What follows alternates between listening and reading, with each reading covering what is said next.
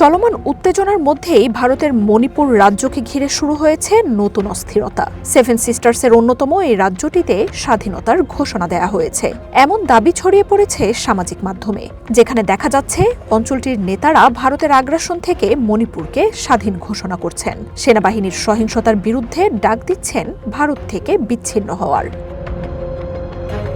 তবে এই নিয়ে তুমুল আলোচনার মধ্যেই ফ্যাক্ট চেক সংস্থাগুলো জানায়, ভাইরাল ভিডিওটি কয়েক বছর আগের। 2019 সালে লন্ডনে থাকা দুই বিচ্ছিন্নতাবাদী নেতা সে সময় মণিপুরের নির্বাসিত সরকার গঠনের কথা জানান। ওই দুই নেতার বিরুদ্ধে তখন ভারত সরকারের পক্ষ থেকে সম্পদ জব্দ আর মামলার মতো বেশ কিছু পদক্ষেপ নেওয়া হয়।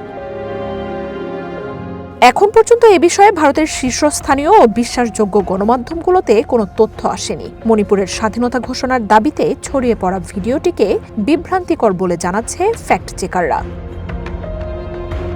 মেইতেই ও কুকিদের মধ্যে জাতিগত সংঘাত সহিংসতায় কয়েক বছর ধরেই উত্তাল ভারতের মণিপুর রাজ্য।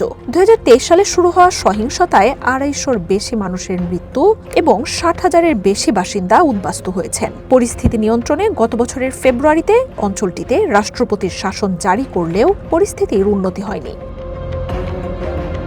গত সপ্তাহে অঞ্চলটিতে আবারও কারফিউ জারি করা হয়, বন্ধ রাখা হয় ইন্টারনেট সংযোগ। লুটপাট, আগুনের ঘটনায় পরিস্থিতি নিয়ন্ত্রণে বাড়তি সেনা মোতায়েন করে কেন্দ্র সরকার। মার্জিয়া উপমা, ওয়ান ইন্টারন্যাশনাল ডেস্ক।